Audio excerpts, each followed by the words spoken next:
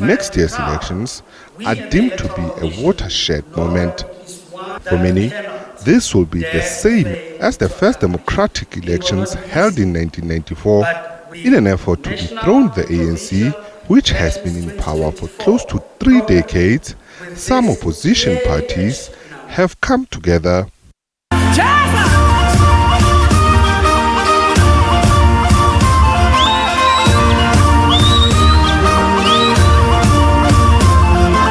For the country's second largest political party, it started with the election of the new leadership in April, with John Steenhuisen being re-elected as federal leader of the Democratic Alliance.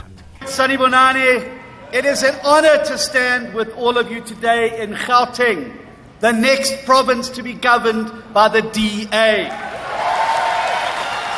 And today, I ask you to re-elect me as the leader of our beloved party.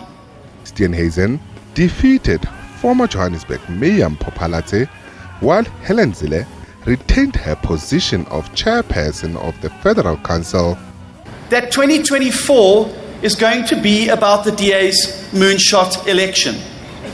Now, while the term moonshot originally meant a long shot, it is increasingly being used to describe a monumental effort and a lofty goal. In other words, a giant leap forward. A leap like ensuring that the DA leads the national government in 2024. And like the original mission to take humans to the moon, we take this shot to defeat the ANC and to keep the EFF out, not because it is easy, but because it is hard. This was also where Steenhuisen laid out the party's plan for the 2024 elections, the announcement of a so-called Moonshot Pact. The pact consisted of the DA, Action SA, IFP, and Freedom Front Plus, amongst others.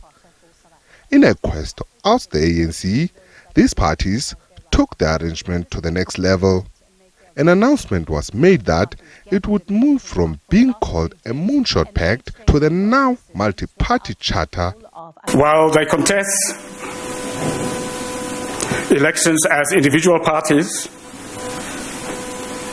South Africans will see that they are greater than the sum of their parts.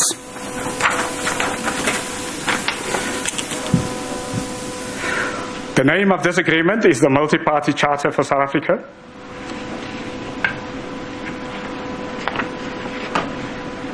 The nature of the agreement, it is the form of a pre-election arrangement.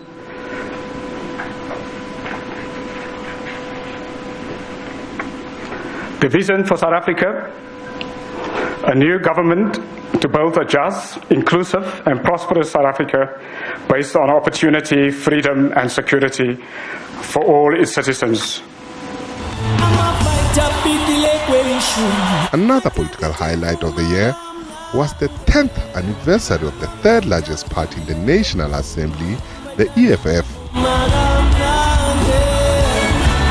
The Red Beret had achieved their goal and they painted the FNB Stadium red in July.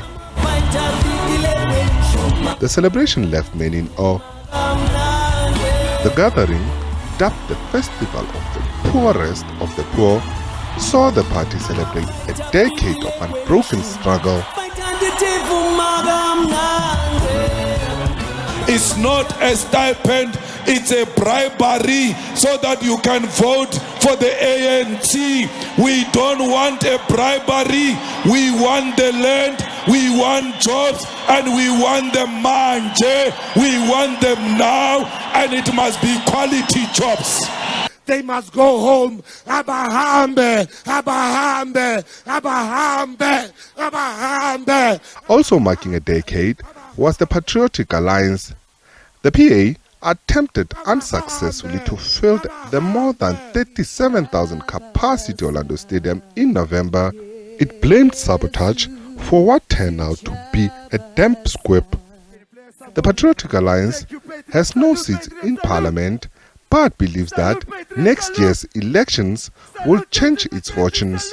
PA leader Gayton McKenzie made it clear that if given a chance, the party will embark on a mass deportation of undocumented foreign nationals. We are going to remove each and every illegal foreigner in this country. We will give a reward for us to chase them at every hook, nook, and cranny of this country.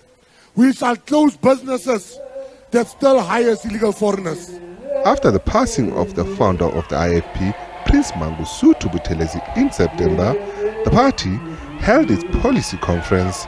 This as talks continue on whether it will remain among South Africa's most popular political parties with the passing of the elderly statesman. The 2024 elections are unlike the 2019 elections or the 2014 elections or any elections that has gone before.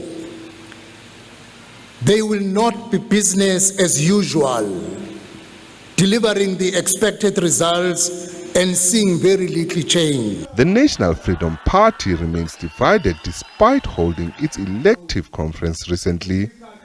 Divisions in the party started after its founder and president Zanele Kamagwaza Msibi's death in 2021.